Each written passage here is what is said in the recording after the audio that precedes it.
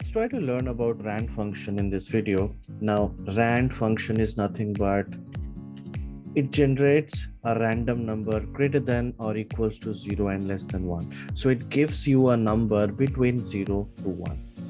If you use this and press enter, you're getting a number which is within the range of 0 to 1. And once you press F9, the number gets updated.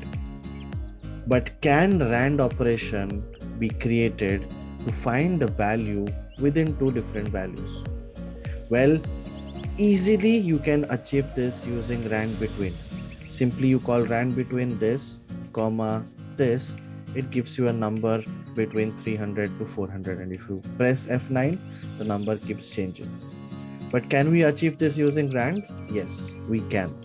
Just simply call RAND function multiplied with this minus this plus this.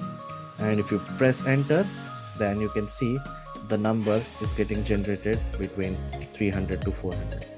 In case you want the integer value of this one, you can simply call int of this. And then this is how it works. If you like this video, please like, share and subscribe the channel. Thank you.